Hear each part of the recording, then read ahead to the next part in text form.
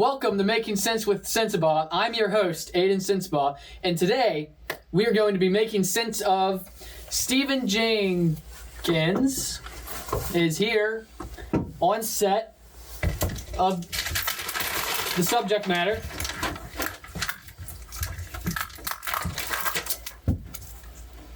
You're plugging a podcast that doesn't exist and will not exist for a number of years. That's not true. We don't know when it's going to exist yet. Will it be sponsored by Arizona green tea sweetened with ginseng and honey? Not a sponsor, But could be. But Miyagi-Do Karate is. Sponsored by Arizona green tea. All right. Hello, ladies and gentlemen.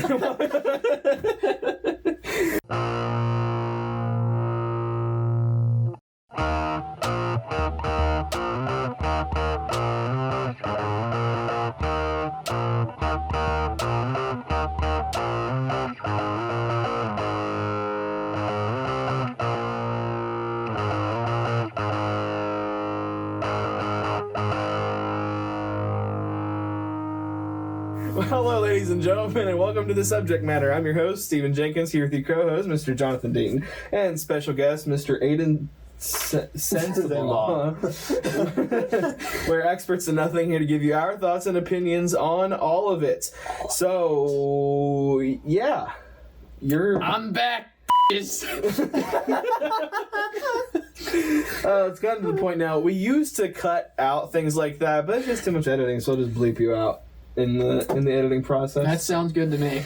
So we're gonna have, I don't really know exactly what we're talking about tonight. You want to talk about culture and, well, more specifically the culture, right? Or Culture. yeah, that's less vague, I suppose.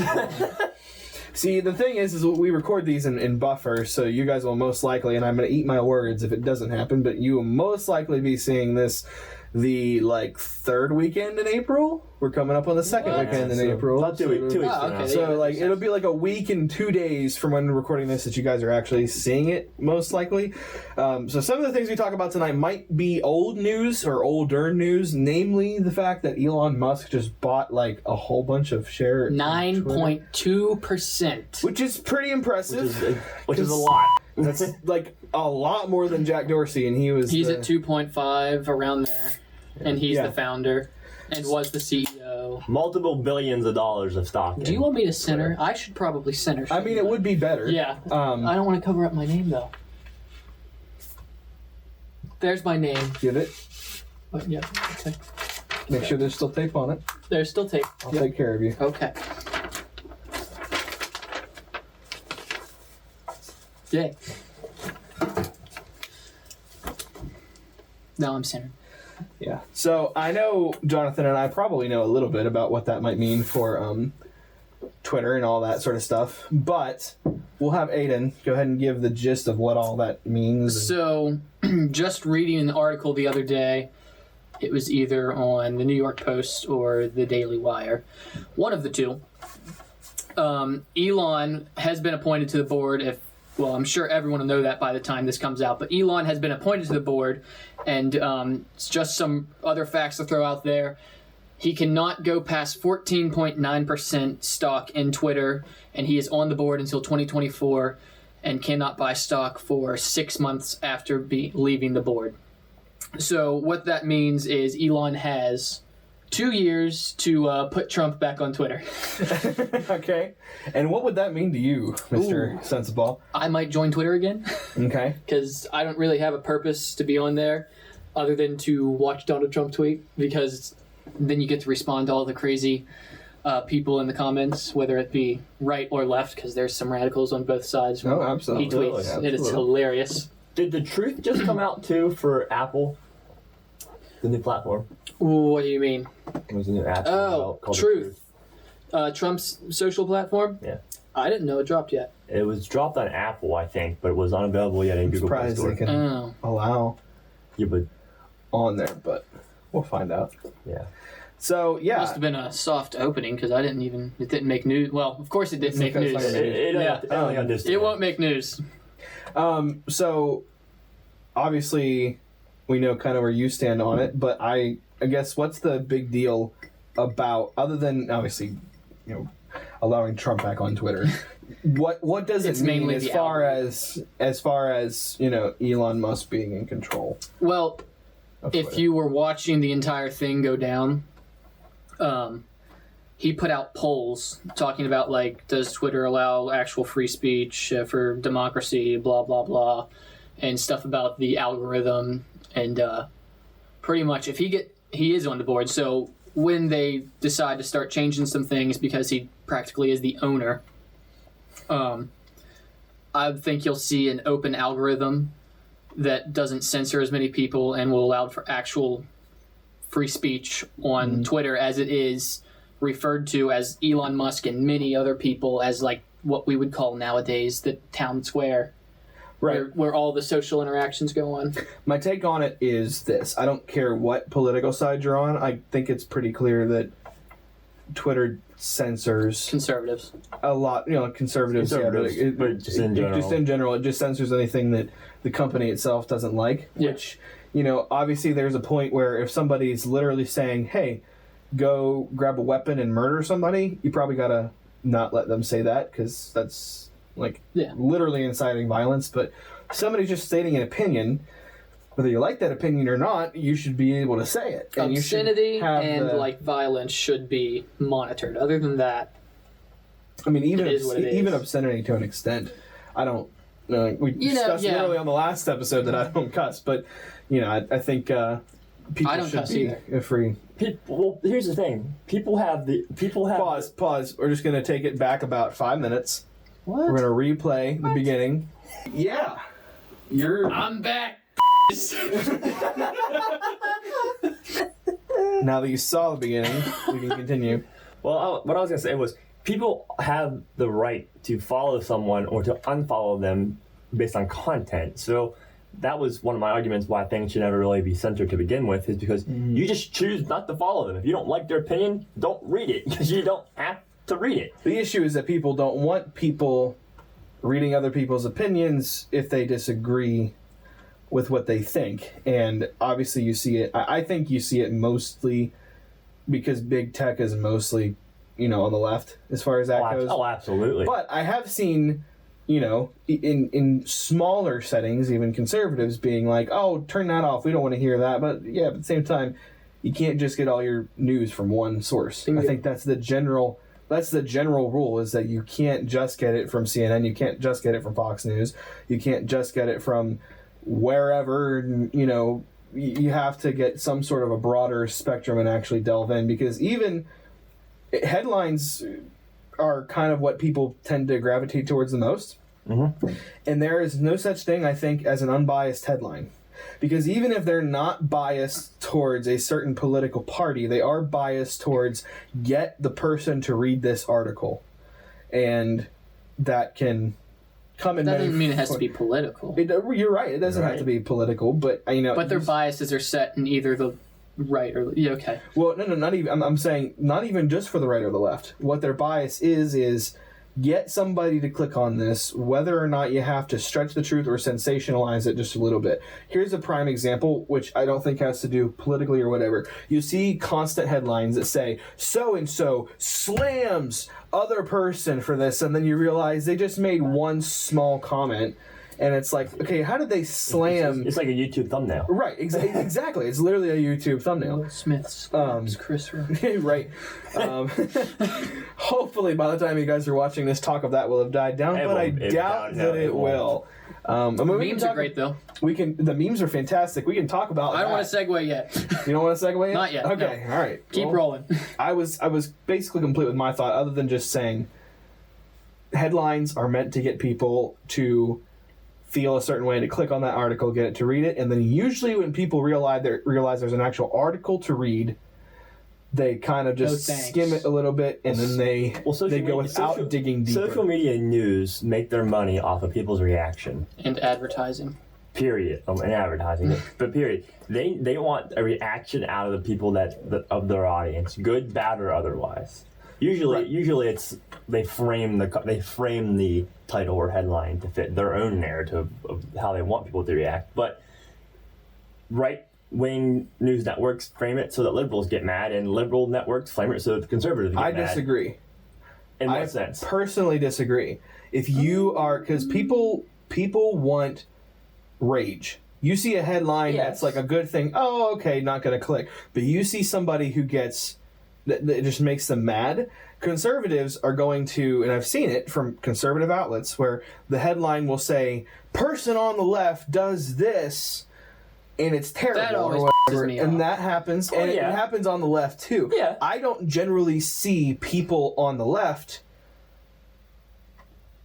saying, do you understand what I'm? You understand what I'm I agree. Anything that one side says is going to tip the other one off. I agree. I agree with that. Yeah.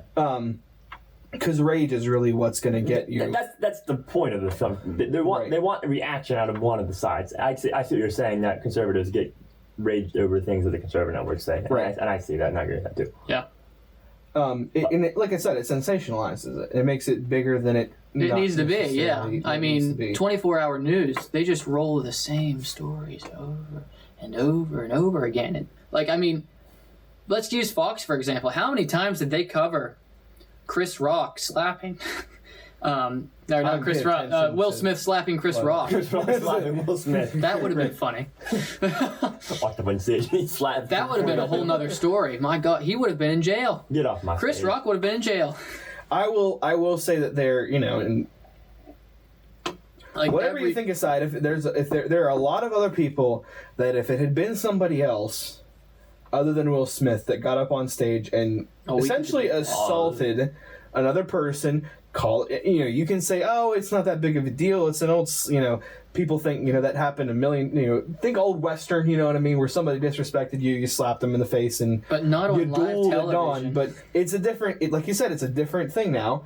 And, that is a big deal for all the world to see. He literally won Best Actor that night. Yeah. And so that's a really, really big deal. If somebody else had done that, I honestly think that it would be a completely different story. The high road thing to do would have been calling him out in his speech during the getting his Best Actor award. I think it would have. I don't know if it necessarily would have gotten quite the buzz. But it still would have gotten a lot of buzz if Will Smith because it wasn't staged, obviously. It obviously was not staged. The only evidence that I've seen, the only credible evidence that I've seen for somebody saying it was staged, is pretty much just speculation, and it's not even evidence. It's just that the Oscars needed. Yeah, that's it. That's the only thing you could claim. Which I'll admit, I thought at first too. Oh, this was all staged. They did it to get the viewership hit, but there's no way, because first off, as an actor and as prominent as he would have to agree to some type of terms to go and do that. Right. As much as big as it was, I don't think he would have agreed to something like that. I heard some people regardless. saying, and they would have ended up playing it off as a joke, and then the news network still would have picked it up and been like, Will Smith slaps Chris Rock. Or they would have come out about it and a then, week later. made it a joke article kind of thing. They would have come about a week later and said, hey, by the way, this was scripted, yada, yada, yada. Will Smith wouldn't have released an apology 24 hours later. The Oscars wouldn't be doing an investigation. He wouldn't have, they wouldn't have accepted his resignation from the Academy. I think in either side of the story, if you're going to argue that it was staged, you have to argue that it was staged correctly. You can't argue that it wasn't staged by saying, well, if you look at his mannerisms, through the psychological profile, you can really tell that he's upset by his posture and everything. He literally just won award for Best Actor. Will Smith knows how to act. If he was staged, true, he could do a good job. I don't think it was staged. No. But if you're going to make an argument, at least make a plausible one. Yeah, definitely. Yeah. I've decided that tomorrow I'm buying 6% of Twitter. I'm doing this. I thought about it. Because the stocks are so volatile right now, I'm not actually investing, but I'm playing like a stock simulator. And I just got in Twitter, but it was a little too late. It already jumped up $20. Mm-hmm. Probably not going to go much higher until there's a change. So, but which is hard, even as majority owner, because he's really not majority owner. Was it $3 million or $3 billion? I want to say it was $3 billion. Yeah, $3 billion. That's a lot of money. But like he owns the most of Twitter, but that means that like 90+% of Twitter is owned by other people. Common people. But they're not on the board. It still doesn't matter to an extent that it does, because he gets to make the board decision, but he's not the only board member. He's one vote. He's one vote in a pool of a lot. And the fact that the other 90% of the shareholders also vote for the board members of the stock. I don't know how it all works, but I would venture a guess that because he holds more stock than anybody, I'm thinking he gets more votes. I don't say he gets more votes. It's not just one he gets vote. He gets more proxy. Right. But what I'm saying is, it matters because he can threaten pulling out his stock though to make the company crash if they don't do what he wants to do. He has financial leverage. Yeah. To and things to gain and for people to lose. But what I'm saying is, 90+% of the people have to vote for those board members. It's Can true. we put my meme up on screen now? We'll put the meme up on screen. It is true though that he only has a certain number of votes, even if he has more. I understand that. But if prices rise now, right? Like people are investing more in the general public sees this as a good thing. It was at like $22. So if he backs now out, we're that could be very bad for the company. So I don't see any other shareholders in that company being like, we got to get him out. I mean, I think internally they might be thinking we got to get him out. Well, if you look at the tweets, wherever the CEO said that like, we are so glad to appoint Elon Musk. Right. You can tell that he's like, fantastic. But it's different than Facebook. Like Mark Zuckerberg owns the majority of Facebook. Yeah. Elon could have bought 2-3 billion shares of Facebook, and it wouldn't have changed anything for Facebook. Because Mark Zuckerberg still owns them. And like Tesla, we can go out and buy 4% of Tesla stock tomorrow, valued but at Elon still owns $7 billion, and he owns 97% of it. But the effects that he could make on Twitter will inevitably have to rub off on Facebook. If Facebook starts losing people, they're not going to lose people, but they will have more people that say Twitter's doing a good job with etc. Let me back my claim and say that I think this is a great thing for Twitter, and I think there's changes are going to be made. I'm saying that it's harder than just buying 9% shares of the company. I agree. Because it does have a significant influence, and he will be able to get things accomplished, but he's still only one board member, and he's still not majority owner of the company. Yeah.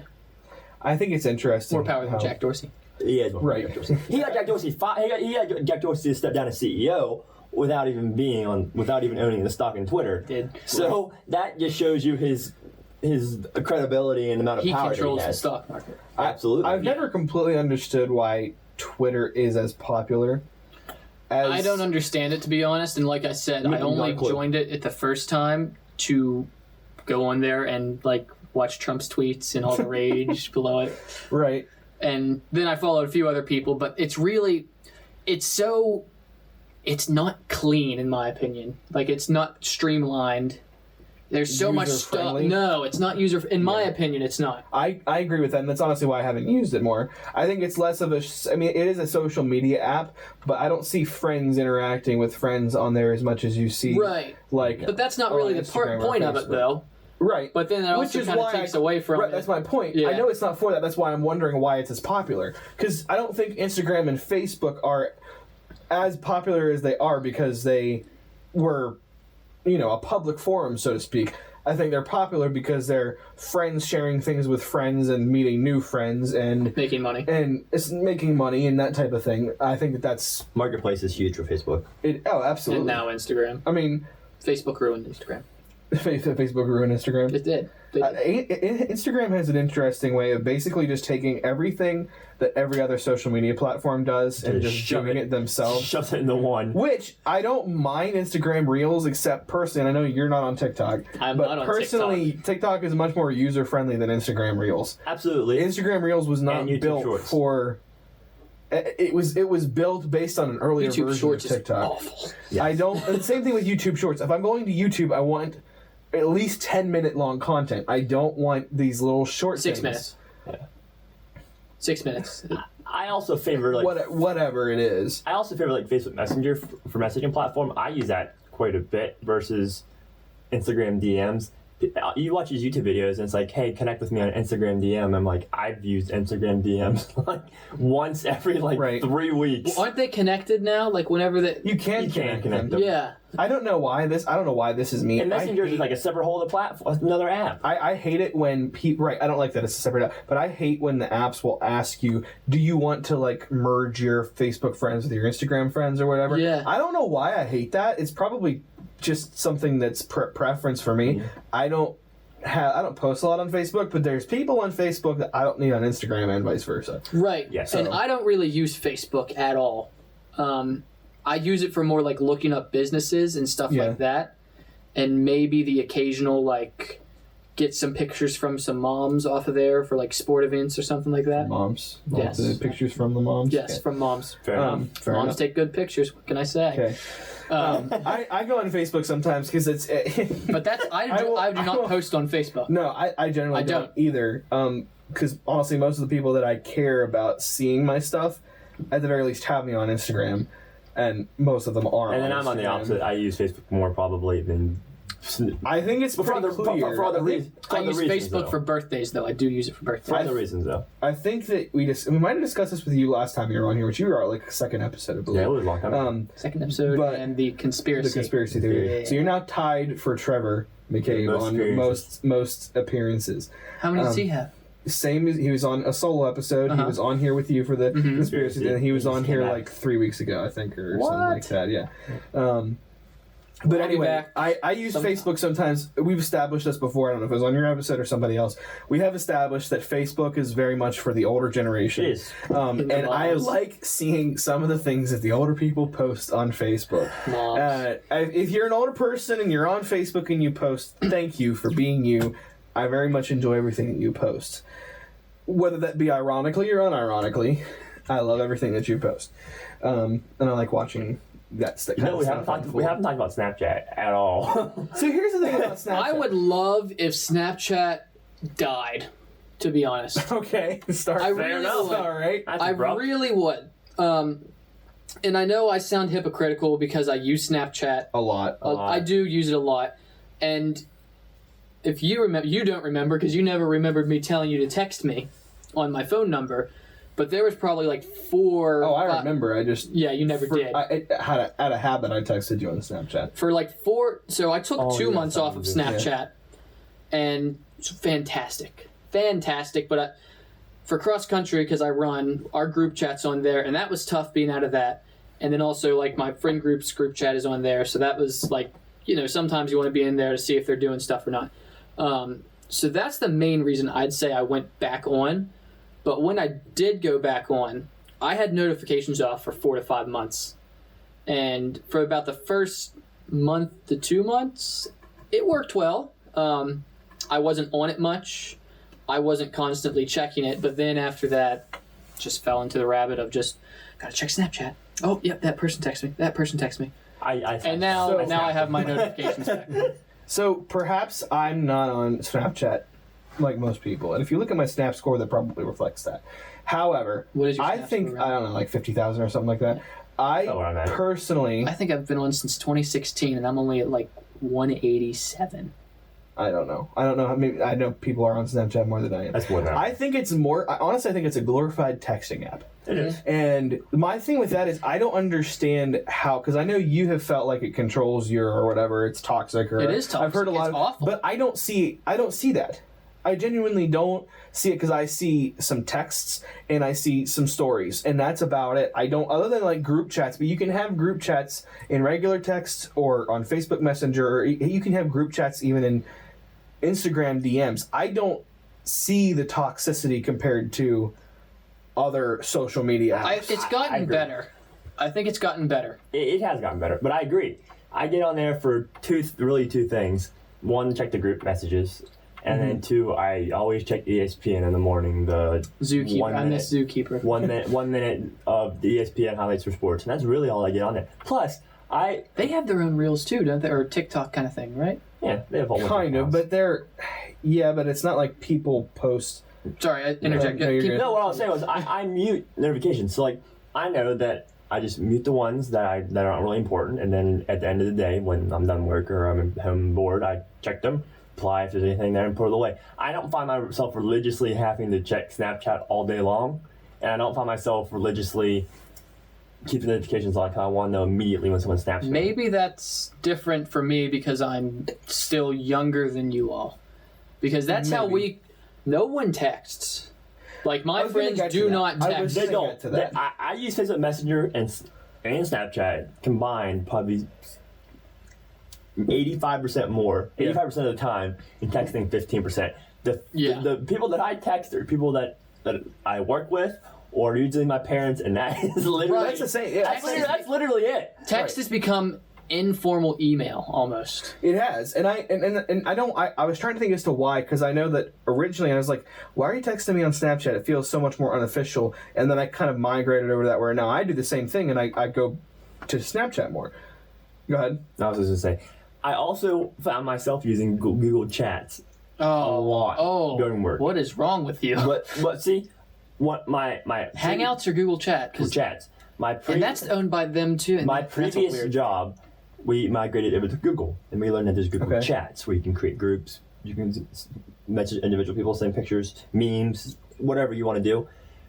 But it was like informal email. So instead of typing out an entire email to a person and keeping an email chain, it was easier to just like text them using Google Chats, which is available on your desktop and as an app. Right. So it was just basically a messaging app for work, and it made it feel more professional. So my whole point here is there's so many platforms out there to use. It's absolutely insanity to keep up with. Because I have literal important things that I need to reply to at some point within 24 hours on like 6 different things, which is confusing and good all at the same time. And do you want me to go? Or? I don't want to lose my thought. Go ahead. I don't know if your thought is gonna take us somewhere else. Because back in the why do people use Snapchat to text? I don't know why everybody else does it. For me, I think it started because I got it like 5 years ago, and that was before Samsung, because I have a Samsung. Samsung had any option to see, not a sponsor, but they could be. Had no option to see like when people had read your texts or things like that. Yeah. And so when most of the people that I was contacting, save at that point for my parents really, had Snapchat, it was easier for me to text them on Snapchat. I can see if they've opened it. I can just do that. Whereas now I'm just kind of stuck in there, and even though I can see when most of my friends now have read and things like that, I kind of stay on Snapchat. I don't know why everybody else uses it. Especially if they have an iPhone. It was with pictures for me. It was just pictures. You get a snap picture where you're at. I thought it I feel like a place that people brag about their life.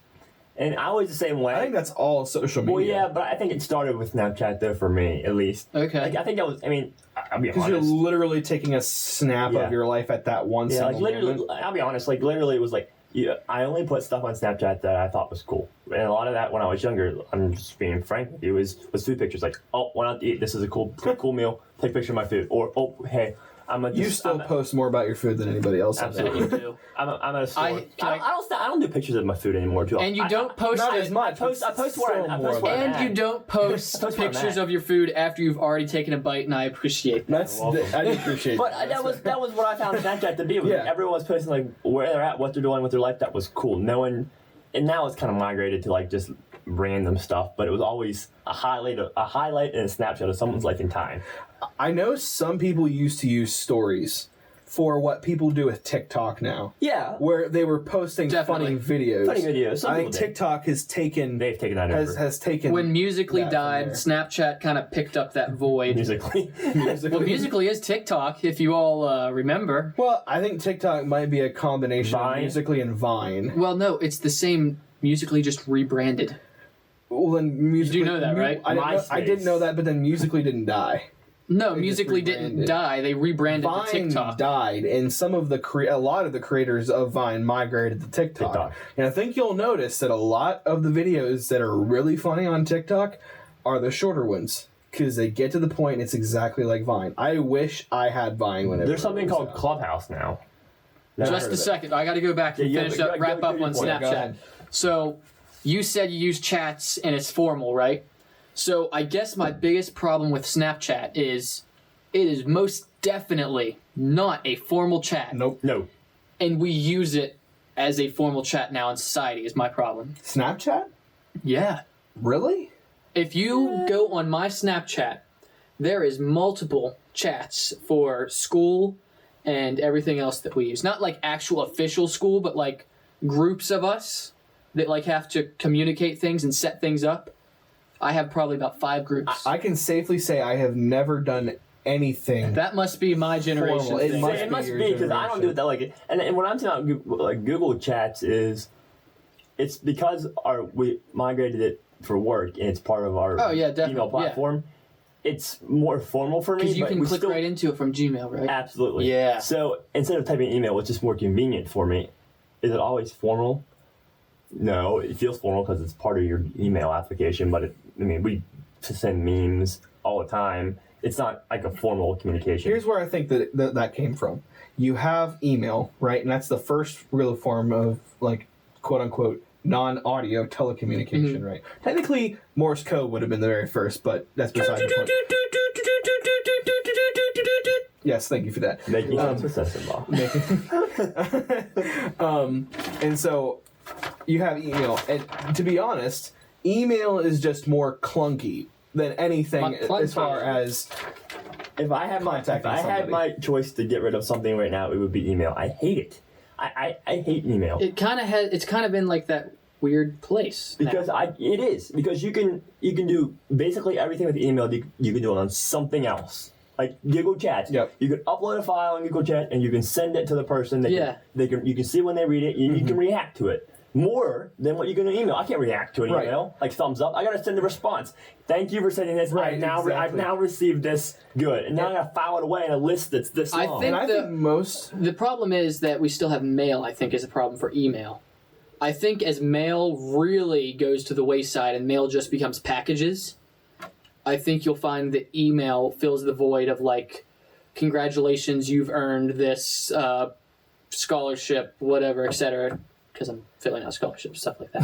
I Like, like how you get official stuff in the mail. Official letter, you're gonna get Email will end up being the mail. And mail will just be packages. No, I agree. And I think that's why it's going to stick around. No, Because it doesn't have a place right now. Right. I don't think it really I doesn't. don't think it will ever go away. right. I just think it's, and you're right. I agree with you 100%. Yeah. I think that it'll be replace letters. I think that people are eventually going to want to migrate to just text or just some form of a chat because it's short form. That's what people are used to. To be honest, I think pretty much anybody, unless you're in the older generation who might And use our email attention more spans so, are shortening due to TikTok.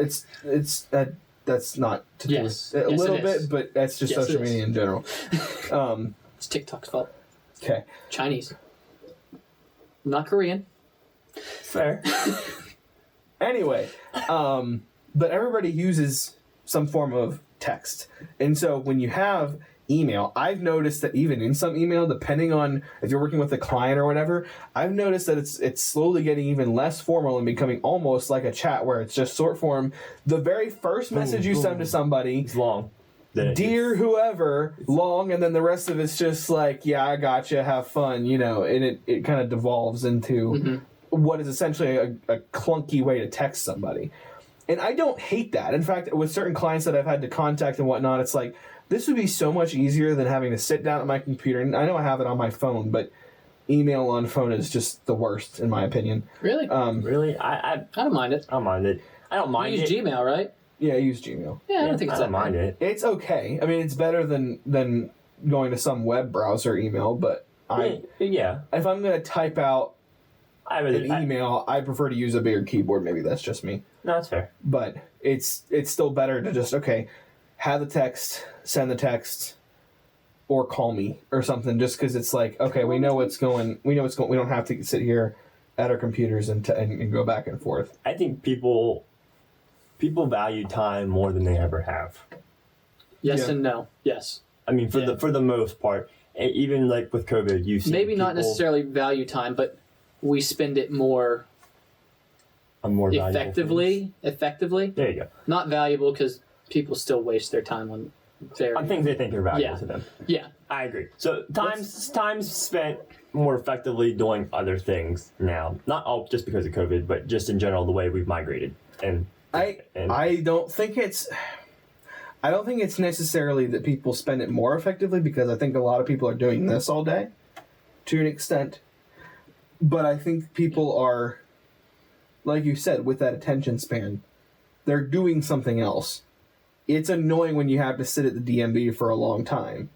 But if you're used to... I've been to sit at the DMV for a long time. What? I've been to the DMV probably twice this year. you live in West Virginia. Okay. Well, yours is called the MVA, too. So don't get me started about that. Anyway. True. Yeah. Motor Vehicle Association. What is that? Go back and watch a movie in the 80s. You know what it's called? The DMV. And you don't mess with the Department of Motor Vehicles. They can make your life a living hell. So what I was saying was... Continue. what I was saying